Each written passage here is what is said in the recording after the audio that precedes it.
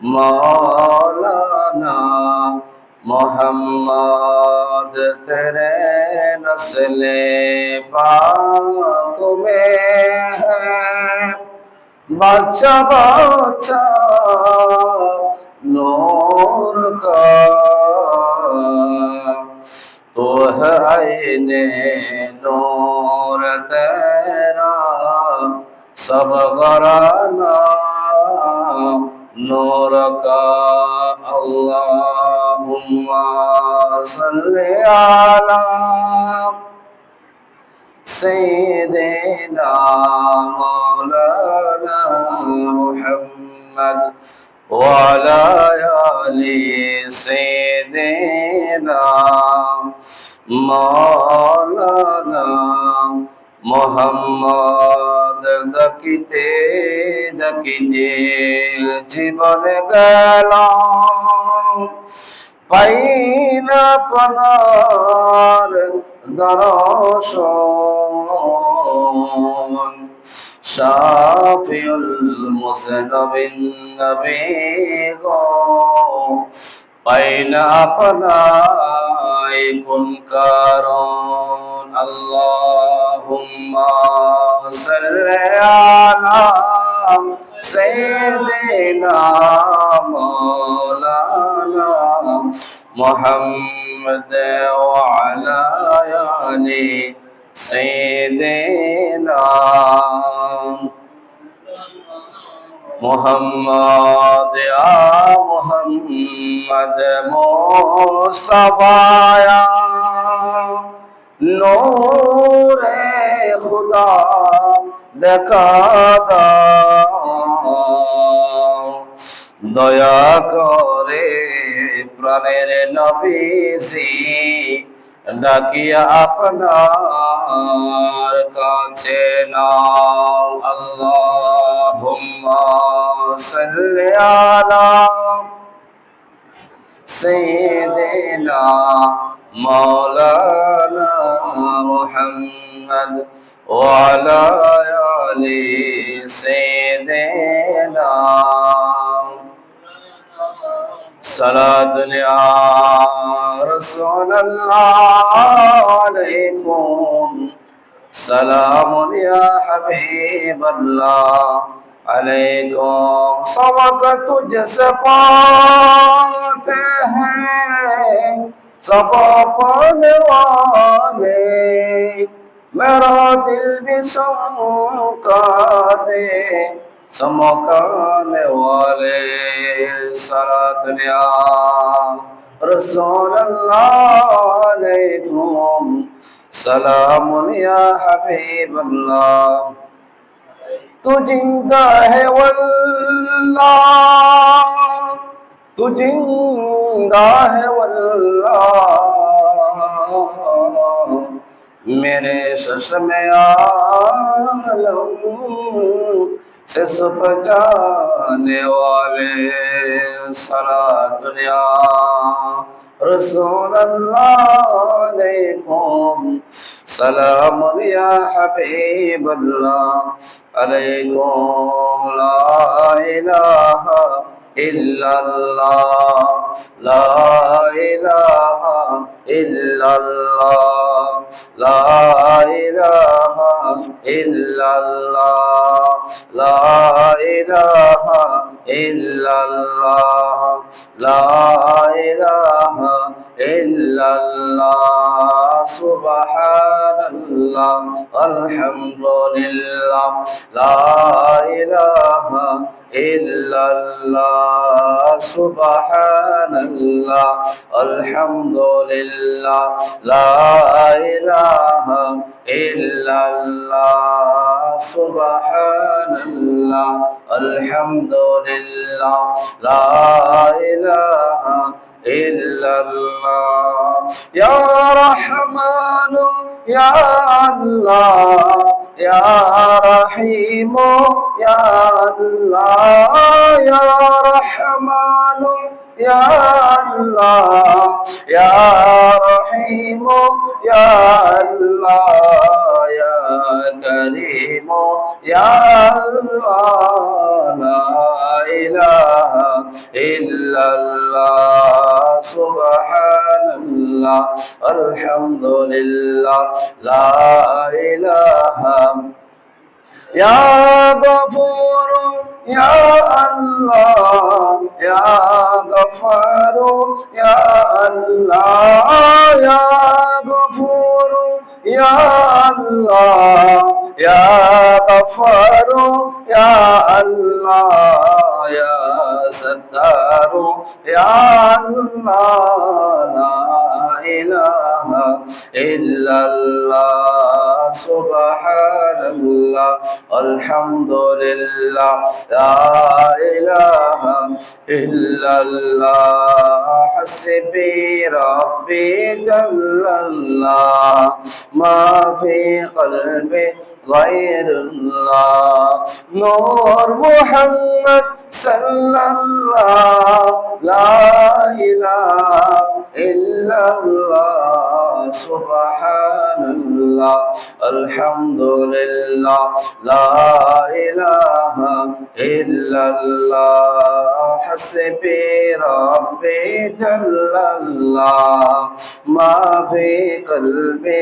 গায়রুল্লাহ নূর মুহাম্মদ সাল্লাল্লাহ লা ইলাহা ইল্লাল্লাহ সুবহানাল্লাহ আলহামদুলিল্লাহ লা ইলাহা ডানে মাটি বামে মাটি মাটি হবে বিছানা ডানে মাটি বামে মাটি মাটি হবে বিছানা সেই মাটিতে তাকতে হবে সঙ্গে কেহ যাবে না লা ইলাহা ইল্লাল্লাহ লা ইলাহা ইল্লাল্লাহ সুবহানাল্লাহ আলহামদুলিল্লাহ লা ইলাহা ইল্লাল্লাহ লা ইলাহা ইল্লাল্লাহ মুহাম্মাদুর রাসূলুল্লাহ সাল্লাল্লাহু আলাইহি ওয়াসাল্লাম মুআজ্জাজ মুহতারাম जुल मस्जिद वल इहतिशाम हाज़िरीन इकराम बरदरान इस्लाम रहमानी व रहमतुल्लाह अस्सलामु अलैकुम व रहमतुल्लाहि ताआला व बरकातुहू আল্লাহর দরবারে লক্ষ কোটি শুকরিয়া জ্ঞাপন করি যে মহান মুনিব রব্বুল ইজ্জত আল্লাহর অসংখ্য গণিত বান্দাদের থেকে যাচাই বাছাই করে আল্লাহর ঘরখানে কাবার এক অংশ মসজিদে আসার বসার আল্লাহ সর্বপ্রথম আমাদেরকে আসার তৌফিক দান করেছেন সেই মহান মুনির দরবারে একবার শুকরিয়া স্বরূপ আওয়াজ বলি আলহামদুলিল্লাহ।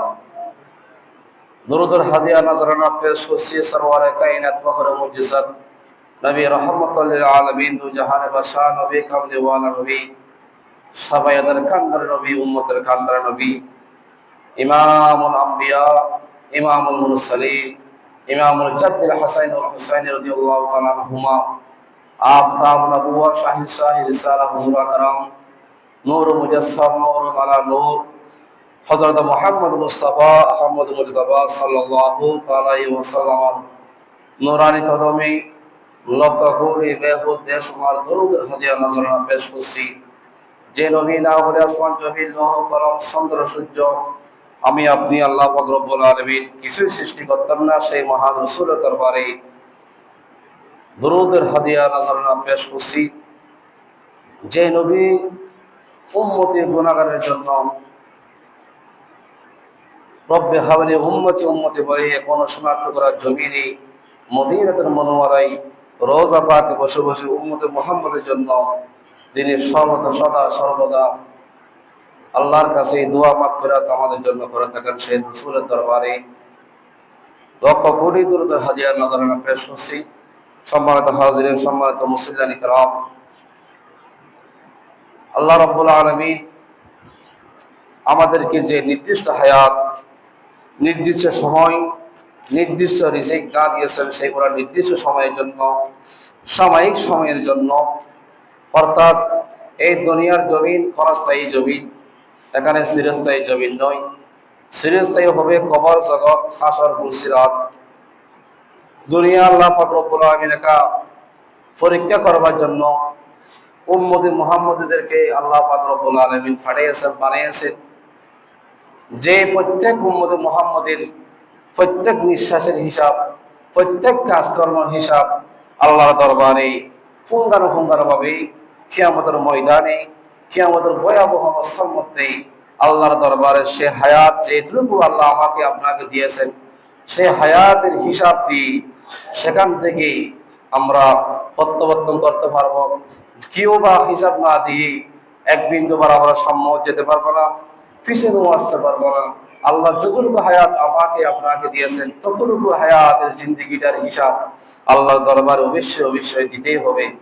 সেই সুবাদে আল্লাহ পাক রব্বুল আলামিনের দরবারে আমরা শুকরিয়া জ্ঞাপন করব যে আজকের জুমার দিন অত্যন্ত ফজিলতপূর্ণ দিন, ফজিলতপূর্ণ সময়, অর্থাৎ জিলকদ মাসের তৃতীয় জুমা মুবারক।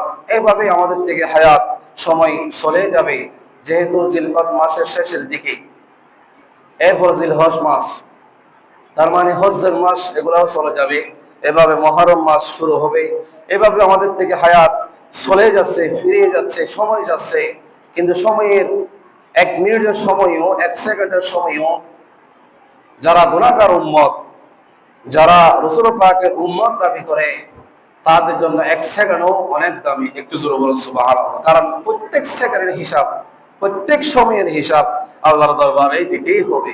এক সেকেন্ড কি করেছি বা 10 সেকেন্ড কি করেছি, কোন কাজের মধ্যে আমার সময়টা বিয়ে করেছি, এই আল্লাহর ঘর মসজিদের মধ্যে যদি একটা সেকেন্ডও, এক মিনিটও যদি আমরা বাড়াই দিতে পারি, একটা মিনিট আগেও যদি আমরা মসজিদে আসতে পারি, তাহলে আল্লাহর দরবারে সেই বদলতে, সেই হিসাবে আল্লাহ রাব্বুল আলামিন আপনাকে জান্নাত দান করবেন। একটু জোরে বলুন সুবহানাল্লাহ। সেই সুবাদে আমি আপনাদের সম্মুখে ইনশাআল্লাহ যে কোরআন পাকের একটা সূরা, যে সূরাটা তেলাওয়াত করলে কি ফজিলত, কি সম্মান দুনিয়া এবং আখিরাতের মধ্যে রয়েছে।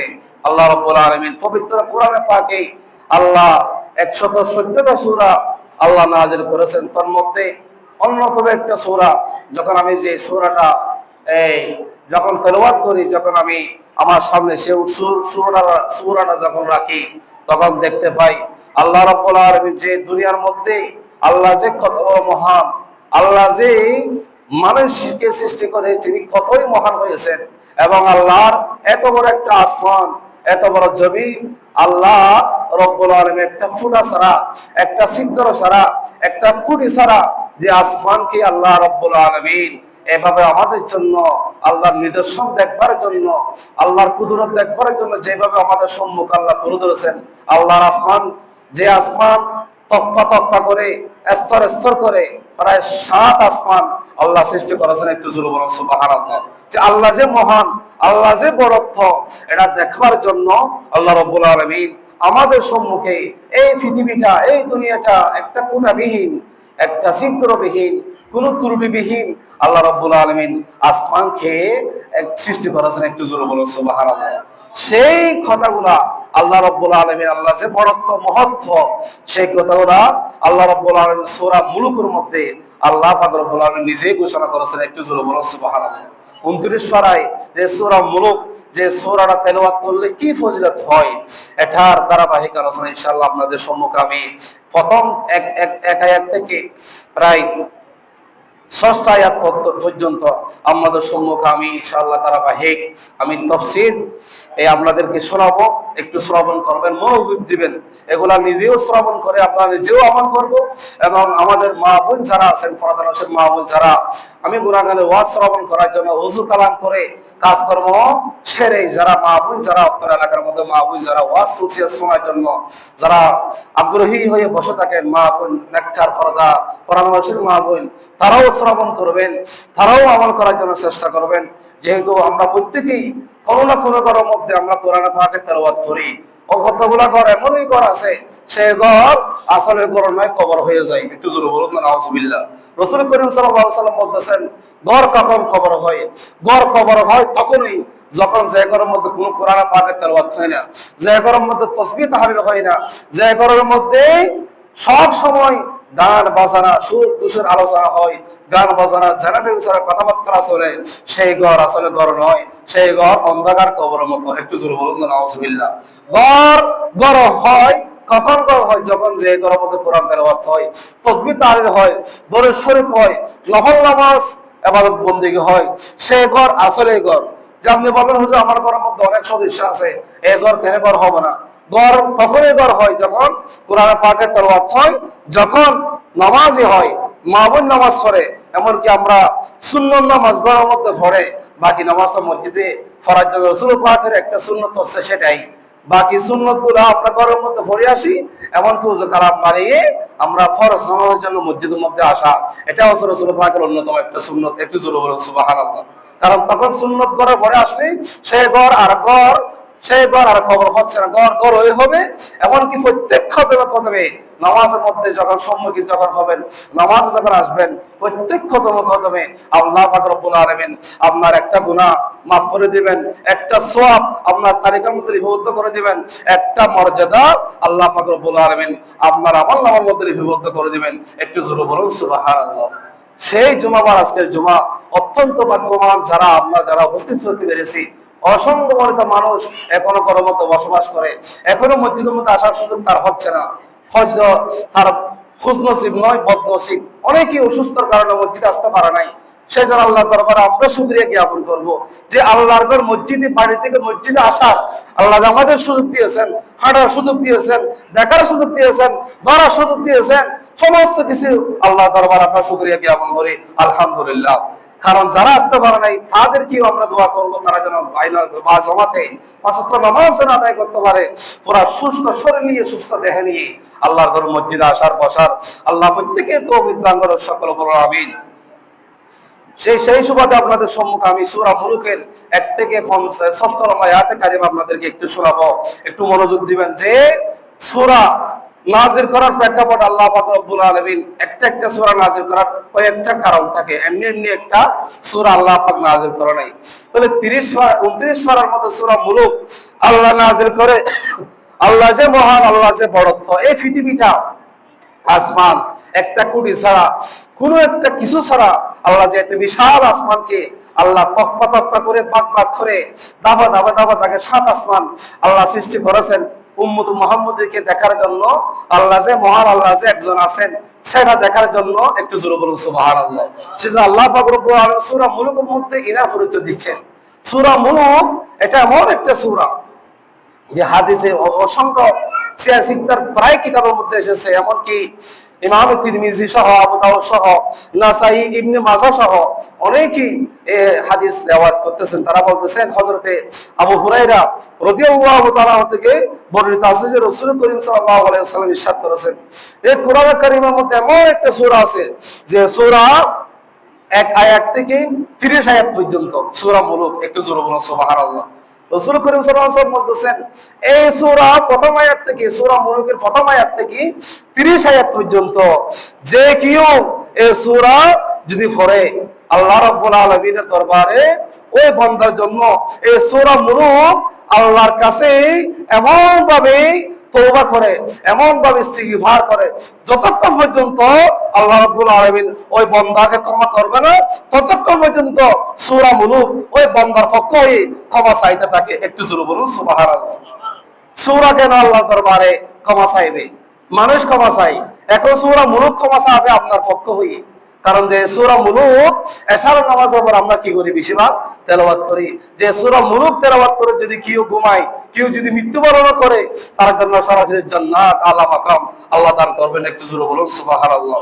যে অপর হাদিসে কারীমের মধ্যে ইরশাদ করছে ইমাম তিবরানি রাহমাতুল্লাহ আলাইহি এবং হাফেজ জিয়া মুকদ্দাস রাহমাতুল্লাহ আলাইহি সহ হযরতে আনাস রাদিয়াল্লাহু তাআলা থেকে একটা হাদিস রওয়ায়াত করতেছেন যে নবীজি সাল্লাল্লাহু আলাইহি ওয়াসাল্লাম ইরশাদ করেন, কোরআনে পাকে এমন একটা সূরা আছে যে সূরা পাঠ করলে সে ফাটেকের পক্ষ হয়ে আল্লাহর কাছে এমন ভাবে সেই সূরা নাকি তর্ক বিতর্ক করে, আল্লাহর কাছে ঝগড়া ফাসাদে লিপ্ত হয়।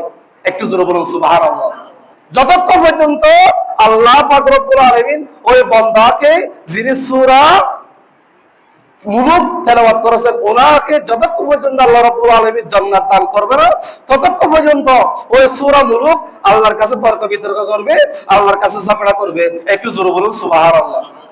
যতক্ষণ আল্লাহ রাব্বুল আলামিন ওই সূরা মুলুক তেলাওয়াতকারীকে জান্নাত দিবে না, ততক্ষণ পর্যন্ত ওই সূরা মুলুক আল্লাহ দরবারে কি করবে, ঝগড়া ফাসাদ এমনকি তর্ক বিতর্ক করতে থাকবে। যখন আল্লাহ পাক রব্বুল আলামিন সূরা মুলুক তেলাওয়াতকারীকে যখন জান্নাত দান করবে, তখন আল্লাহর কাছে কি হবে, ওই সূরা মুলুক ঝগড়া থেকে কি থাকবে, বিরত থাকবে। একটু জোরে বলুন সুবহানাল্লাহ। তো হাদিসে পাকে আপনার জন্য আমার জন্য ঝগড়া করবে কে? সূরা মুলুক। অত্যন্ত ফজিলতপূর্ণ একটা সূরা এই সূরা মুলুকটা। আল্লাহর কাছে ঝগড়া করবে শুধু জান্নাত দেওয়ার জন্য। যতক্ষণ যে জান্নাত দেবে না ততক্ষণ কি করবে, সূরা মুলুক আল্লাহর কাছে ঝগড়া করবে। তৃতীয় নম্বর হাদিসে পাকের মধ্যে বলা হচ্ছে হযরত ইবনে আব্বাস রাদিয়াল্লাহু তাআলা থেকে বর্ণিত আছে যে নবী সাল্লাল্লাহু আলাইহি ওয়াসাল্লামের অসংখ্য বর্ণিত সাহাবে কিরাম থেকে একজন সাহাবী তিনি জঙ্গলের মধ্যে তাবুক স্থাপন করলেন। তাবুকের পাশেই একটা কবর ছিল, সেই কবরে যে তাবুকের ভাষা আছে ওই সাহাবী জানতো না। তিনি সেখানে বসবাস করতেছে, রাত যাপন করতেছে। এমন অবস্থায় হঠাৎ করে কোরআন পাকের তেলাওয়াত ওই সাহাবের কানের মধ্যে আসে। তিনি শ্রবণ করতেছেন, কোরআন পাকের তেলাওয়াত শুনতেছেন। শুনতে অনুধাবন করলেন কোরআন পাকের কোনটা সূরা তিনি তেলাওয়াত করতেছে। জঙ্গলের মধ্যে, বিশাল জঙ্গল, সাহাবে কেরাম তিনি এখানে অবস্থান করতেছেন, তার পাশে কোরআন পাকের তেলাওয়াত তিনি শুনতেছেন। কোন সূরা কোরআন পাকের তেলাওয়াত, কোন সূরা থেকে তেলাওয়াত করা হচ্ছে তিনি শ্রবণ করতে শুনতে পারেন। তিনি শুনতে পেলেন সেই সূরাটা আসরের সূরা মুলুক। একটু জোরে বলুন সুবহানাল্লাহ। এই সূরা মুলুক তেলাওয়াত শোনার সাথে সাথে ওই সাহাবী সরাসরি রাসূল করিম সাল্লাল্লাহু আলাইহি ওয়াসাল্লামের দরবারে এসে হাজির হলেন। আসসালাতু ওয়াসসালামু আলাইকা সাইয়্যিদি ইয়া রাসূলুল্লাহ, আসসালাতু ওয়াসসালামু আলাইকা সাইয়্যিদি ইয়া হাবিবাল্লাহ। রাসূল করিম সাল্লাল্লাহু আলাইহি ওয়াসাল্লামকে সালাম দেওয়ার পরে আল্লাহ রাসূলকে বলে, ওগো রাসূল করিম সাল্লাল্লাহু আলাইহি ওয়াসাল্লাম, আল্লাহর হাবিব, আমি গতকাল এমন একটা সমস্যার সম্মুখীনের মধ্যে আমি পড়েছি। আমি যখন জঙ্গলের মধ্যে তাবুক স্থাপন করলাম, ওই তাবুকের পাশে একটা কবর ছিল, আমি জানতাম না, কিন্তু সেই কবর থেকে একটা কোরআন পাকের তেলাওয়াতের আওয়াজ আমি শুনেছি। রাসূল করিম সাল্লাল্লাহু আলাইহি ওয়াসাল্লাম জিজ্ঞেস করলেন, ওগো সাহাবা, তুমি কোন তেলাওয়াত শুনেছো, কোন সূরার তেলাওয়াত তুমি শুনেছো, একটু বলো। তখন সাহাবী বললেন, ইয়া রাসূলুল্লাহ, ইয়া হাবিবাল্লাহ, আমি শুনতে আমি বুঝতে পারলাম ওই সূরাটা হলো সূরাতুল মুলুক। একটু জোরে বলুন সুবহানাল্লাহ। আল্লাহ রাসূল সাল্লাল্লাহু আলাইহি ওয়াসাল্লাম তাকে উত্তর দিলেন, ওগো সাহাবা, তুমি শোনো, ওই যিনি কোরআন পাক তেলাওয়াত দুনিয়ার মধ্যে যেভাবে তিনি তেলাওয়াত করতেন, ঠিক তদ্রুপ এই কবরের মধ্যে গিয়েও তিনি সূরা মুলুকের তেলাওয়াত, তিনি সূরা মুলুকের মর্যাদা তিনি কবরের মধ্যে গিয়েও তিনি কি করে নাই, থামে নাই। তিনি কবরের মধ্যেও সেই সূরা মুলুক তেলাওয়াত করতেছে। একটু জোরে বলুন সুবহানাল্লাহ। কারণ সূরা মুলুক তেলাওয়াত করলে রাসূল করিম সাল্লাল্লাহু আলাইহি ওয়াসাল্লাম বলে তাকে জাহান্নাম থেকে বাঁচাবার একটা পন্থা হলো সূরা মুলুক তেলাওয়াতকারী। একটু জোরে বলুন সুবহানাল্লাহ। এমনকি বিভিন্ন বিপদ আপদ থেকে, মুসিবত থেকে, কবরের ভয়াবহ আযাব থেকে, হাসর নাসরের ফুলসিরাতে ভয়াবহ আযাব থেকে বাঁচার একমাত্র পন্থা হলো সূরা মুলুক। একটু জোরে বলুন সুবহানাল্লাহ। তখন ওই সাহাবী আল্লাহ রাসূল সাল্লাল্লাহু আলাইহি ওয়াসাল্লামের দরবার থেকে ফিরে আসলেন। একটু জোরে বলুন সুবহানাল্লাহ। আমরা যারা মুমিন, মুত্তাকি, পরহেজগার মুসলমান নরনারী যারা আছি, মা বোন যারা আছে, তারাও এই সূরা মুলুকটা তেলাওয়াত করার জন্য আমি বিশেষভাবে আকুল আবেদন জানাবো। কারণ এই সূরা মুলুক তেলাওয়াত করে যদি কেউ ঘুমায় পড়ে, রাতের মধ্যে যদি আমরা যদি ইন্তেকাল হয়, কখন মালাকুল মউত আসে আর বলা বলা আসবে না। যখনই আসে, যখন যদি সূরা মুলুকটা তেলাওয়াত করে যদি আমি ঘুমিয়ে পড়ি, হয়তো আল্লাহ পাক রব্বুল আলামিন এই হাদিস অনুযায়ী, রাসূল পাকের এই হাদিস অনুযায়ী আমরা বলতে পারি নির্দ্বিধায় তার জন্য জান্নাত ওয়াজিব হয়ে যাবে। একটু জোরে বলুন সুবহানাল্লাহ। কারণ সূরা মুলুক তেলাওয়াতকারীর পক্ষ হয়ে যদি সূরা মুলুক যদি আল্লাহ দরবারে তর্ক বিতর্ক করে, আল্লাহ দরবারে ঝগড়া করে, যতক্ষণ পর্যন্ত আল্লাহ যদি তাকে জান্নাত দেবে না, ততক্ষণ পর্যন্ত সূরা মুলুক তার আল্লাহর কাছে কি করে, ঝগড়া ফাসাদের মধ্যে লিপ্ত হয়। একটু জোরে বলুন সুবহানাল্লাহ। সেই জন্য এই সূরা মুলুকটা অত্যন্ত দামি, অত্যন্ত ফজিলতপূর্ণ। আমরা যতটুকু সম্ভব যারা আরবি জানি না, বাংলা নিচে লেখা আছে, বাংলা পড়ে হলেও আপনি কি করবেন, উযু কালাম করে আপনি সূরা মুলুক তেলাওয়াত করে, এশার নামাজ পড়ে সূরা মুলুক তেলাওয়াত করে ঘুমানোর জন্য আপনিও চেষ্টা করবেন। আপনার পরিবার পরিজন যারা আছেন, আলো পরিবার যারা আছেন, যারা তেলাওয়াত করতে জানে, তাদেরকেও একটা শ্রবণ করার জন্য আপনি সব পড়তে না পারলেও আপনি শুনবেন, সমান সওয়াব পাবেন। একটু জোরে বলুন সুবহানাল্লাহ। কারণ যিনি পড়বে ওয়ালা, যিনি পড়তে পারে, ইনি একটা হরফ তেলাওয়াত করলে তিনি তো 10টা সওয়াব পেয়ে যায়। তো আপনি যিনি মন দিয়ে শুনবেন, আল্লাহ কোরআনে পাক, আমি পড়ার সুযোগ হচ্ছে না, আমি পড়তে পারতেছি না, ছোট কাজ থেকে আমি বিভিন্ন কাজকর্মের মধ্যে, বিভিন্ন ব্যবসা বাণিজ্যের মধ্যে আমার পরিবার পরিজনকে সামাল দেওয়ার জন্য আমি যখন মাঠে ময়দানে নামে গেলাম, কোরআন পাক তেলাওয়াত করার সময় সুযোগ হয়তো আমার হয় নাই। তা আমার জন্য দুর্ভাগ্য এটা না, কারণ যিনি তেলাওয়াত জানে, যিনি পড়তে পারে, ইনার পাশে বসে থাকুন, ইনার পাশে বসে আল্লাহ পাকের কোরআন পাকের তেলাওয়াত শুনবেন। যিনি তেলাওয়াতকারী, যিনি যে সওয়াব পাচ্ছেন, আপনি শ্রবণ করার কারণে আপনার আমলনামার মধ্যে আল্লাহ রাব্বুল আলামিন সমান সওয়াব আপনাকে আল্লাহ দান করবেন। একটু জোরে বলুন সুবহানাল্লাহ। এই সূরা মুলুকের আমি এর থেকে 6টা আয়াতে কারিমা আপনাদেরকে একটু একটু শোনাবো, যেহেতু সময়ের সংক্ষেপ। যে আল্লাহ রাব্বুল আলামিন সূরা মুলুকের প্রথম আয়াতে কারিমে আল্লাহ বলতেছেন, বিসমিল্লাহির রহমানির রহিম, তাবারাকাল্লাযী বিয়াদিহিল মুলক ওয়া হুয়া আলা কুল্লি শাইইন কাদির। আল্লাহ রাব্বুল আলামিন বলেন, আমি আল্লাহ কতই না বরকতময়, আমি আল্লাহ কতই না বরকতময়, আমি আল্লাহর হাতে সর্বময় কর্তৃত্ব, এবং যিনি সবকিছুর উপর আল্লাহ পাক রব্বুল আলামিন ক্ষমতাবান। একটু জোরে বলুন সুবহানাল্লাহ। আল্লাহর ক্ষমতার উপর কারো ক্ষমতা নাই এই পৃথিবীকে চলবার জন্য, এই পৃথিবী ধারণ করার জন্য। আল্লাহ পাক রব্বুল আলামিন যাকে ক্ষমতা দিবেন তিনি হবেন আল্লাহ পাকের সর্বনিম্ন, এবং আল্লাহ পাক রব্বুল আলামিন ক্ষমতা বাড়েন সর্বোচ্চ। আল্লাহ পাক রব্বুল আলামিন উচ্চ মর্যাদার ক্ষমতাবান। একটু জোরে বলুন সুবহানাল্লাহ। শুধু তাই নয়, আল্লাহ রাব্বুল আলামিন বলে, আল্লাযী খালাকাল মাউতা ওয়াল হায়াতা লিয়াবলুয়াকুম আইয়াকুম আহসানু আমালা ওয়া হুয়াল আজিজুল গফুর। আল্লাহ রাব্বুল আলামিন বলে, আমি ওই আল্লাহ, আমি ওই সত্য, আমি ওই মহান, আমি বান্দাদের জন্য আমি মওত দান করেছি, আমি বান্দার জন্য হায়াত দান করেছি। এগুলো একমাত্র পরীক্ষা করার জন্য আমি বান্দাকে হায়াত দিলাম, বান্দাকে আবার মওত দান করলাম। সামান্য কিছু আমি দুনিয়ার মধ্যে বান্দাকে পাঠালাম, না হয় বান্দা ছেড়ে জীবনের জন্য দুনিয়া থাকতে পারতো, কিন্তু আমি আল্লাহ বান্দাকে পরীক্ষা করবার জন্য আমি আল্লাহ বান্দাকে জীবিত করলাম, বান্দাকে আবার মৃত্যু দান করব।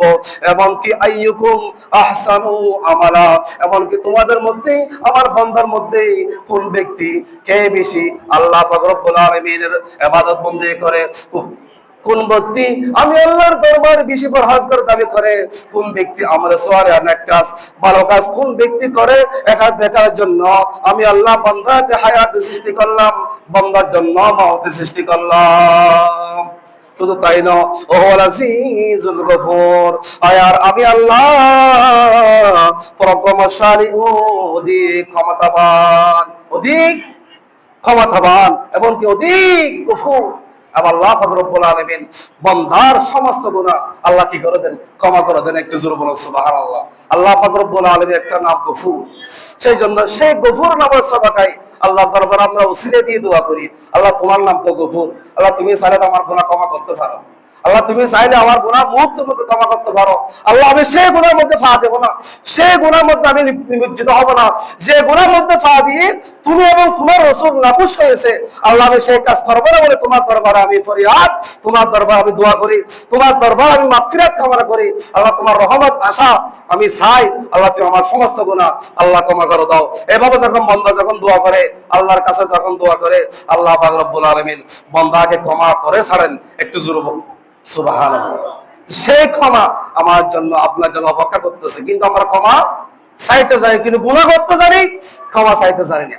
আল্লাহ রাব্বুল আলামিন ফেরেশতাকে সৃষ্টি করার পরে ফেরেশতা বলছিল, ওগো আল্লাহ, তুমি মানুষ সৃষ্টি করার কোনো প্রয়োজন নাই, আমাদেরকে সৃষ্টি করেছেন, আমরা আপনার ইবাদত বন্দেগী করব, জিকির আজকারের মধ্যে আমরা লিপ্ত থাকবো।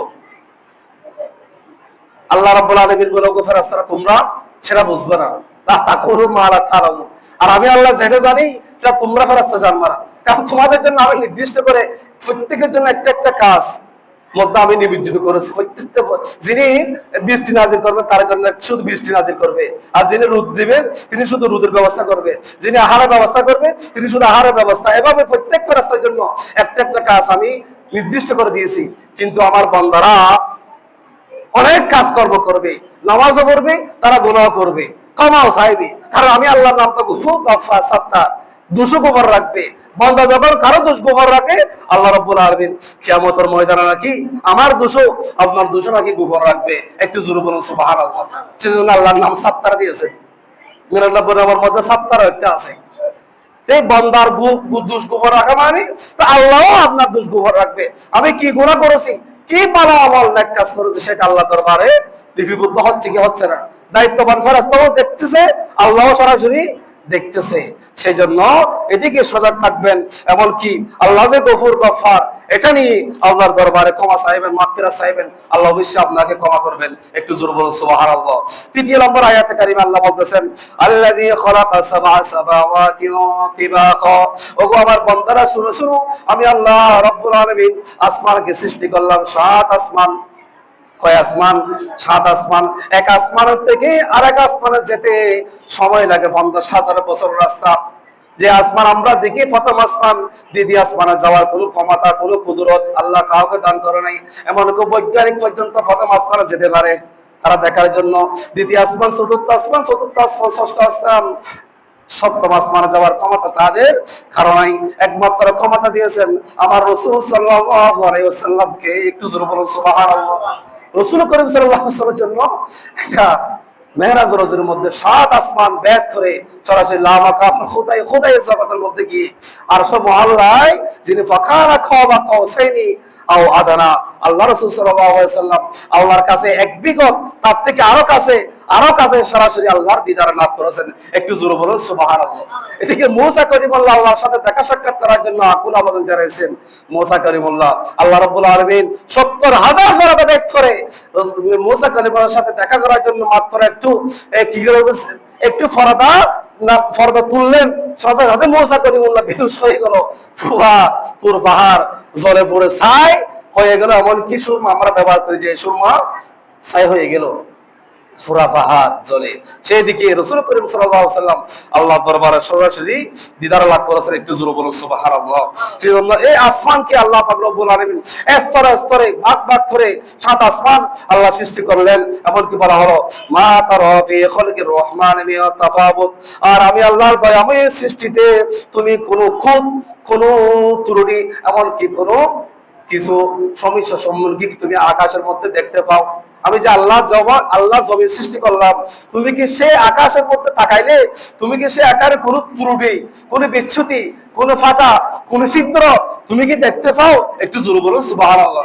আল্লাহ বলতেছেন আল্লাহর কুদরত কিভাবে দেখুন, যে ফারজিউল বাসারা হাল তারা মিন ফুতুর, আর তুমি বারবার দৃষ্টি তাকাও, তুমি বারবার ফিরে যাও, তুমি বারবার তোমার দৃষ্টি তাকাও, আসমানের দিকে তাকাও, তো কিন্তু তোমার দৃষ্টি কোনো দেখতে পারবে না আমি আল্লাহ আসমানকে কোনো ত্রুটি, কোনো বিচ্যুতি, কোনো ফাড়া, কোনো ছিদ্র আছে কিনা তুমি কখনো দেখতে পারবে না।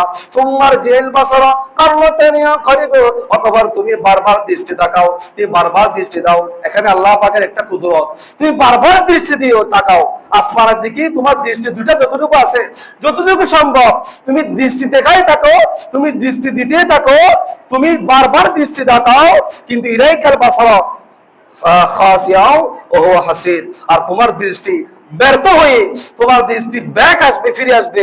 যেভাবে তুমি দৃষ্টি দিলা সেই দৃষ্টি আসমানের দ্বিতীয় আসমানে যাওয়ার সুযোগ আর নাই, সেই দৃষ্টি ব্যাক আসবে, ফিরে আসবে, তোমার কাছে প্রত্যাবর্তন করবে। একটু জোরে বলুন সুবহানাল্লাহ। এই আসমানের মধ্যে কোনো একটা ছিদ্র, কোনো একটা ফাটা আছে কিনা তুমি বারবার তাকাও, বারবার আসমানের দিকে তাকাও, কোনো ফাটা, কোনো ছিদ্র তোমার দুই চোখের মধ্যে তুমি দেখতে পাও কিনা।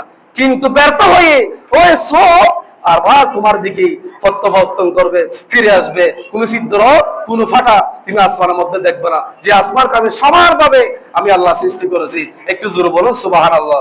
শুধু তাই নয়, ওয়ালাকাদ যায়্যানা সামাদ দুনিয়া বিমাসাবিহা, আর অবশ্যই অবশ্যই আমি নিকটবর্তী আকাশকে এমন ভাবে প্রদীপ মালা দ্বারা, এমন ভাবে নক্ষত্র দ্বারা আমি আল্লাহ আকাশকে সুশোভিত করেছি। একটু জোরে বলুন সুবহানাল্লাহ।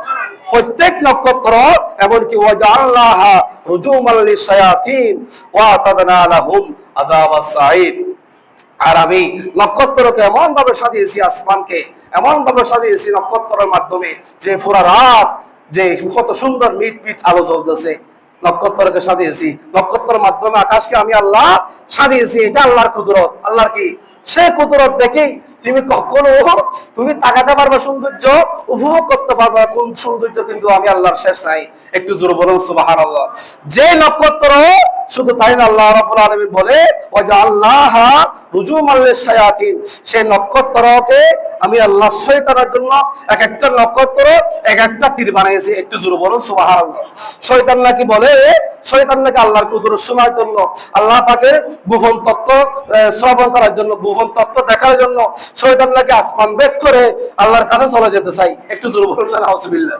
শয়তান যেতে চাই আল্লাহর কাছে।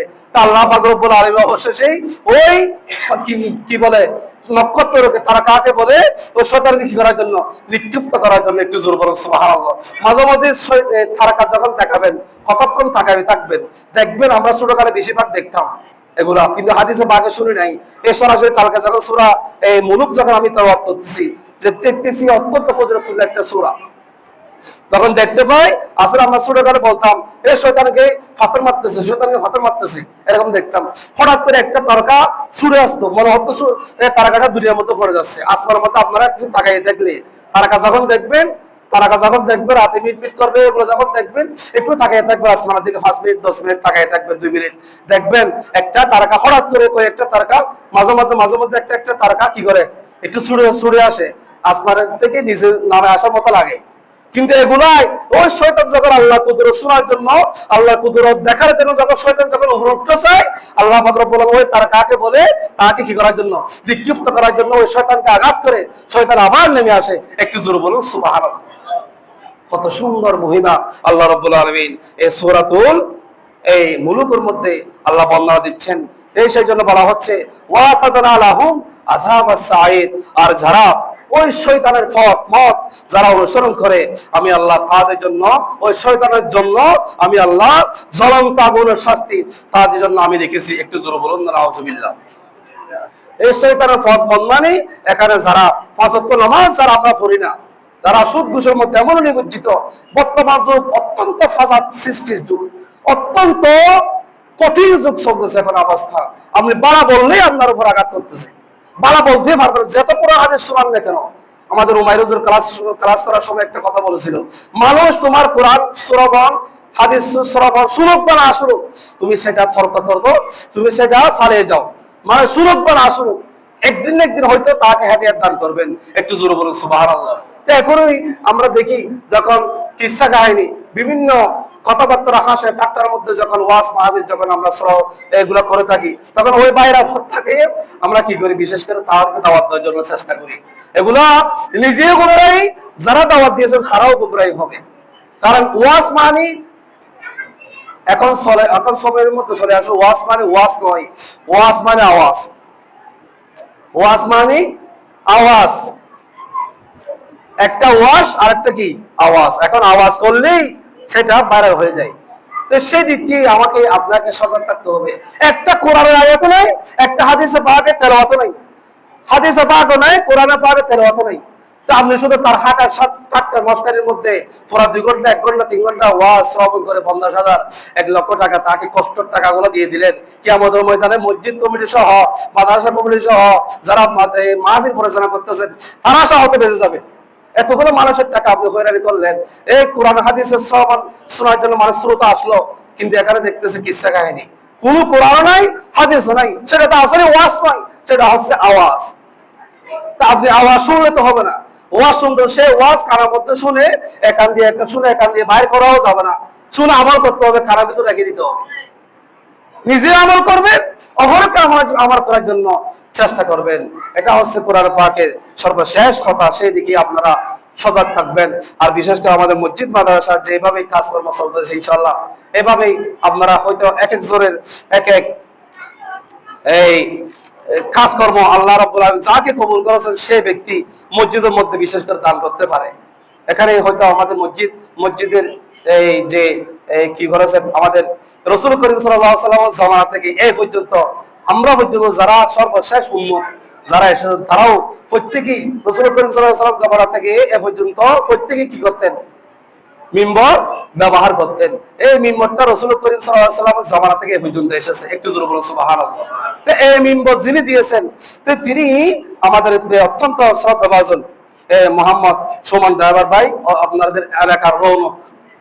কিয়ামত পর্যন্ত আল্লাহর ঘর মসজিদ থাকবে। এই কিয়ামত পর্যন্ত মসজিদ থাকলে যতদিন পর্যন্ত এই মিম্বর থাকবে ততদিন পর্যন্ত এই মিম্বরের মধ্যে গিয়ে যদি কেউ খুতবা দেন ততদিন পর্যন্ত তিনি যার উদ্দেশ্য করে বিশেষ করে ইনার মরহুম মরফুর বাবা এবং মার জন্য হয়তো দোয়া চেয়েছেন, ইনার জন্য তাদের খবরের মধ্যে এগুলো যেতেই থাকবে সব। একটু জোরে বলুন সুবহানাল্লাহ। এগুলাকে বড় সবকে জারিয়া। এই যে আমি ওয়াজ করতেছি এটা শুনতেছেন যে এখানে দাঁড়ালাম, এটাও আমাদের অত্যন্ত শ্রদ্ধাভাজন মুরব্বী শমসু ভাইয়ের একজন জামাতা, ইনি এটা দিয়েছেন। এখানে যিনি দাঁড়াবেন, যিনি এটা থাকবে ততদিন পর্যন্ত মসজিদের মধ্যে এটা থাকবে ততদিন পর্যন্ত ইনারা জামাতা যে নিয়তে তিনি এই জিনিসটা দান করেছেন তার খবরের মধ্যে কিয়ামত পর্যন্ত এইগুলো সব জায়গায় থাকবে। এটা হচ্ছে সবচেয়ে জারি। একটু জোরে বলুন সুবহানাল্লাহ। মসজিদ মাদ্রাসার পাশাপাশি একটা চারা রোপণ করলেন, একটা বৃক্ষ রোপণ করলেন, যে বৃক্ষ থেকে মানুষ ফল বপন করবে তিনিও মজা তৃপ্ত পাবে, এলাকাবাসী কি তারা মজা তৃপ্তি পাবে। তাহলে যিনি চারা লাগিয়ে যিনি বৃক্ষ লাগিয়ে খবরের মধ্যে চলে গেলেন, ওই বৃক্ষ থেকে যতক্ষণ পর্যন্ত গাছের পাতা উঠবে, শাখা ফাশাখা বাইর করবে, মানুষ খাবে বপন করবে, ততদিন পর্যন্ত এই তার খবরের মধ্যে যিনি যার উদ্দেশ্য করে চারাটা রোপণ করেছেন, বৃক্ষটা রোপণ করেছেন, তার খবরের মধ্যে সব চাইতে থাকবে। এটাকে সবকে জারিয়া বলে। একটু জোরে বলুন সুবহানাল্লাহ। এটা কিতাব লিখলেন, এই কিতাবটা যতদিন পর্যন্ত আমি পড়লাম, অর্থাৎ আমি আপনাদেরকে বারবার হাদিস শুনাই, ইমাম বুখারী, ইমাম তিরমিজি, নাসাই, ইবনে মাজাহ, এগুলা তারা তো এই 500 বছর 600 বছর 800 বছর আগের ইমামগণ তারা কিতাব লিখে গেছেন। এখন তা এই কিতাব লেখার ক্ষমতা কারো এরকম মানুষ যোগ্যতা সম্পন্ন মানুষ এখনো আসবে না, উঠবেও না। তো তারা চলে গেলেন, তিনি তাদের কিতাব আমরা তারা বাহির এক একটা কপি বাইর করে করে লক্ষ লক্ষ একদিনে কপি বাইর হয়, যে কিতাবগুলো আমিও আমার কাছে আছে। এগুলা যখন আমরা পড়ি ওই যিনি লিখেছেন তারা কবরের মধ্যে সব পৌঁছে যাবে। একটু জোরে বলুন সুবহানাল্লাহ। এগুলো সবকে জারিয়া। যেতেই থাকবে। একটা বদলা কিনে দিলেন মসজিদের জন্য, সেই বদলা নিয়ে মানুষ যতটুকু পর্যন্ত পেশরাব পাহারা করবে ততটুকু পর্যন্ত যার নিয়েতে আপনি কি করলেন, দান করলেন, সদকায়ে জারিয়া তার কবরের মধ্যে যেতেই থাকবে। একটু জোরে বলুন সুবহানাল্লাহ। আর আপনি যেগুলো কি বক্ষণ করে আমরা পাহারা বাসা করতেছি এগুলো কবরে যাচ্ছে না, যাবে কোনগুলা, যে আমার সম্পত্তি থেকে, আমার আহার থেকে, আমার জীবিকা থেকে, হালাল রিজি থেকে, হালাল রুজি রোজগার থেকে 1 টাকাও যদি আল্লাহর ঘর মসজিদের জন্য দান করি, খোদা কি কসম হাদিসে পাকে স্পষ্ট বলা হচ্ছে সেই টাকায় সেই সম্পদ আল্লাহর দরবারে কিয়ামতের ময়দানে জাহান্নামের আযাবের ফেরেশতা আপনাকে শিকল দিয়ে রাখে বেঁধে ফেলবে, পা দুইটা বেঁধে ফেলবে, উল্টা সেই আপনার কোথায় নিয়ে যাবে, জাহান্নামের আগুনে নিক্ষিপ্ত করবে গর্তের মধ্যে। সে কারণে নেওয়া যাওয়ার সময় ওই মুহূর্তে আল্লাহর দরবারে আপনার দান যদি কোন ব্যক্তিকে দেখার জন্য নয়, কোন মানুষ দানবীর বলার জন্য নয়, আমার নামটা সবার সম্মুখে বলার জন্য নয়, একমাত্র আল্লাহ এবং রাসূলকে রাজি খুশি করবার উদ্দেশ্যে যে দান করেছেন, 1 টাকাও যে আল্লাহর দরবারে কবুল হয়ে থাকে সেই টাকা ওই মুহূর্তেই সাথে সাথে জাহান্নামের আযাবের পাশে, জাহান্নামের ফেরেশতার পাশে দাঁড়াবে। সেই টাকার বিনিময়ে আল্লাহ রাব্বুল আলামিন আপনাকে আবার জান্নাতের মধ্যে নিয়ে আসবে। একটু জোরে বলুন সুবহানাল্লাহ। এগুলো হবে আমাদের কিয়ামতের ময়দানের জন্য, ভয়াবহ অবস্থার জন্য। এগুলাই আমাকে আপনাকে কি দিবে, খাস দিবে। সেই জন্য যারা সহযোগিতা করতেছেন করতে থাকুন যতটুকু সম্ভব। আপনাকে নির্দিষ্ট করে বলা হচ্ছে না 2000 টাকা 5000 টাকা 10,000 টাকা দিতেই হবে, এগুলা কেউ আপনাকে জোর করে বলতেছে না।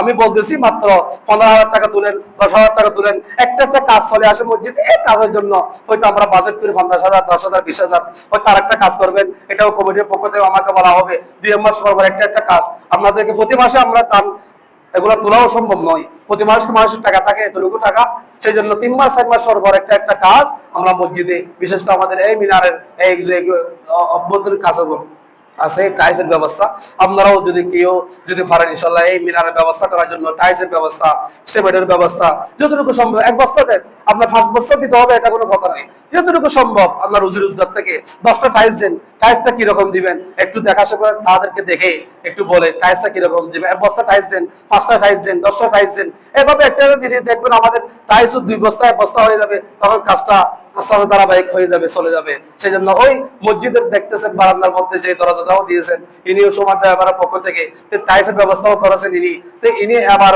মিম্বরের ব্যবস্থাও করেছেন, তো ইনি একজন যতটুকু সম্ভব উনিয়ে দিচ্ছেন, ইনি কালেকশন করে হোক, যতটুকু সম্ভব ড্রাইভার থেকে হোক, যতটুকু গাড়ি ঘোড়া চালায় তারা হঠাৎ রাস্তাঘাটে অ্যাক্সিডেন্ট বলা মুসিবত, তো তাদেরকে বেশিরভাগ খুব সিন্ডিকেট জায়গা এই রাস্তা রোডঘাট, তো তারা চলাচল করে, অত্যন্ত আমি তাদের জন্য বেশিরভাবে দোয়া করি, তারা যেন আমাদের রুবল ড্রাইভার অনেকে ড্রাইভার আছেন এখানে, আর কি করে গাড়ি ঘোড়া চালাই, তাদের জন্য দোয়া করবেন। এইভাবে সুমান ড্রাইভার হাত ধরেও অনেক এগিয়ে আসুন, সামনে আসুন, আমাদের কাজ একটা একটা একটা একটা করে করে আমাদের এই মসজিদটা পরিপূর্ণ করার জন্য আমি আপনাদেরকে আরজ রাখবো।